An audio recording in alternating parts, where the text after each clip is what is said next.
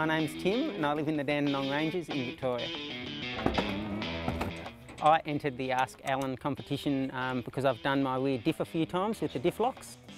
G'day, what's going on here? Oh, it's Tim, is it? Yeah. That's Allan great from Tamer, buddy. Oh, geez, just having a bit of a preliminary look at your rear diff in there. You here to have a look at it? Yeah. Wonderful.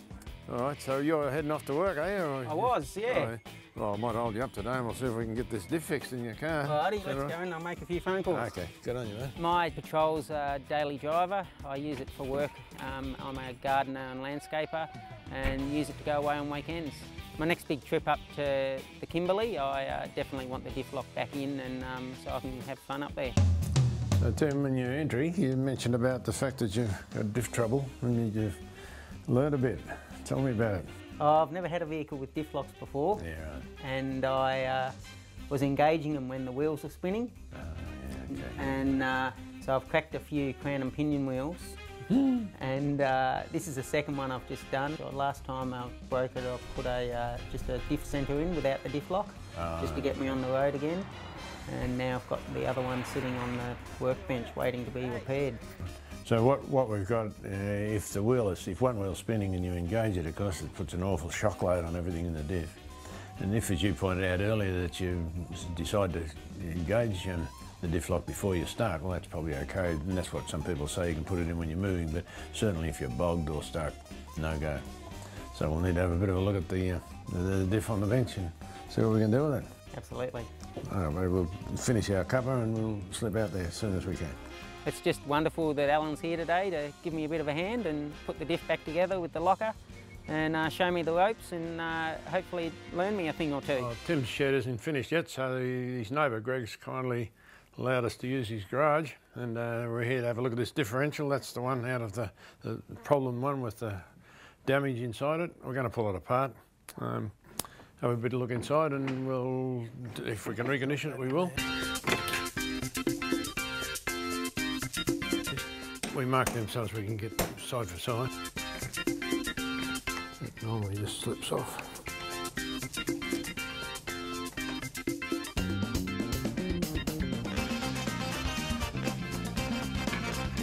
Just not to damage that too much. A little bit there. Okay, so we'll pull the diff out now. Normally you'd use an impact tool with a pressed air and just zip these off. Should come out about now. I don't know whether I can hold it or not, we'll soon find out.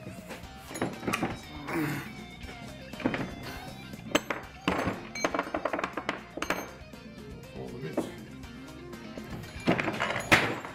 I'll fix it.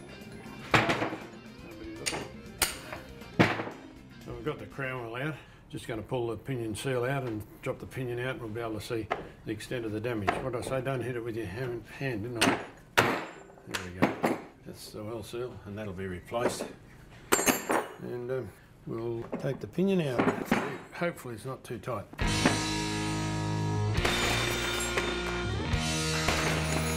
Got the Aussie. Yeah. You can see the damage there. There's the shiny good teeth, as they should be, but here we've got half a tooth broken off and the rest of it damaged, and the next one's got half a tooth gone completely. That's shattered, useless. And we're going to have to get this pinion out somehow, but the bearing on it is very tight. And if you've got any sort of a sledgehammer or bigger hammer of any sort,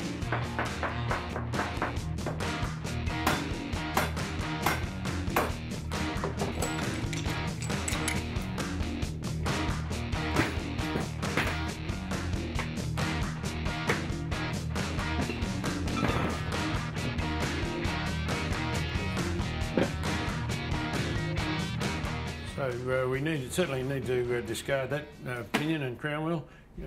Tim's been able to get a good second-hand one set, and what we'll do with those, I'll have a quick look at them. I've had a bit of a look around the teeth, they look okay. And we've got a bearing kit from Tamer to suit that model, and we'll be putting the new bearings with the crown wheel pinion back together, mark it all up, see how it goes then. Tim, to adjust the depth of that pinion into the crown wheel, which is critical, I need that spacer off in there. Yep. Now they're a bit hard to get off, so I'm going to have to hit it, chisel it, break it, grind it, whatever, to get that off. It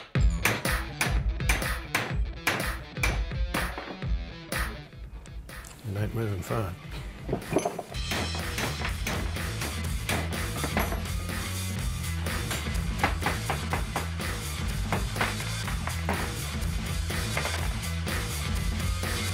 Okay, so we tried to punch this off, but we can't move it. It'll move a couple of thou.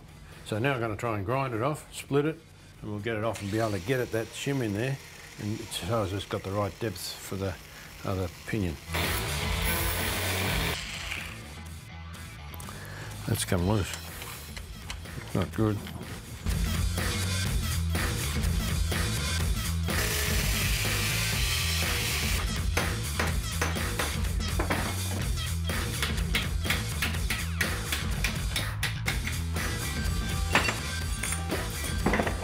That's what we're after. Finally got the shim off. That's the thing we're looking for. So we'll put this together with our new bearing kit, eh?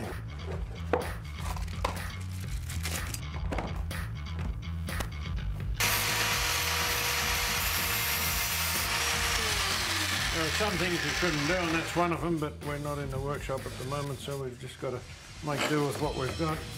Yeah, you've got to start washing up some bits. Yep. That's a brush. That ain't a brush. Oh, bring... Put the brush in? Yeah, I clean my teeth or something like that. This is a second-hand crown wheel. I've had a good look at every tooth, each side, to make sure there's no burrs whatsoever. But the next thing we'll do is put the pinion in and get that set up, and we'll check our pinion depth. That's the critical thing. Yeah, we've got to have the diff housing. What have you done with the diff housing? Up here. Whack her in. Small bearings, that's the big one. We'll knock that in there. Let's see, here we go. That's to get the teeth of the crown and the pinion meshing correctly. Matched, yeah. Yep. A big source of contention. Yep. With a lot of people. And it needn't be. When I nod my head, you hit it. There you go. Not too hard. Not too hard. No, yeah.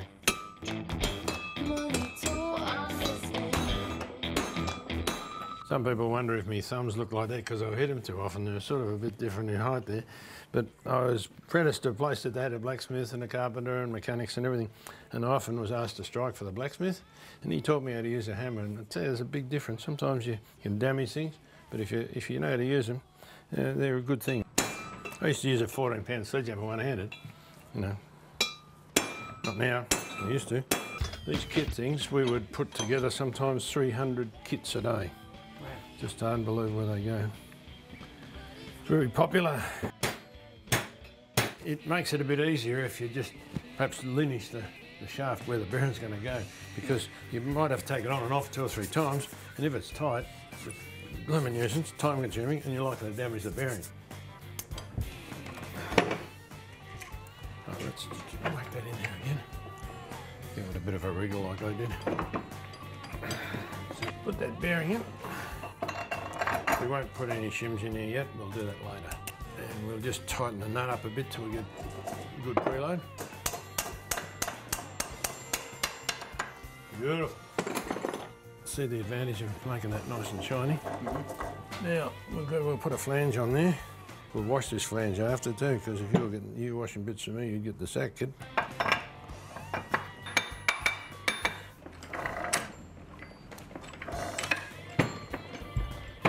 So, Tim, if you're ever tightening flange, wheel bearings, anything taper roller, they could tighten out a line, so you just revolve them plenty of times.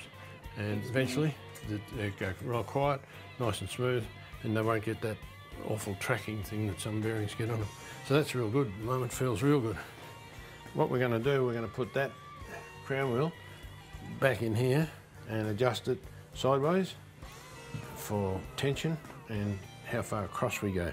And we'll do that with some marking blue, which I've got in my gunny bag over there. So there, that bearing adjusters, and we're just going to clean them up and put them on now.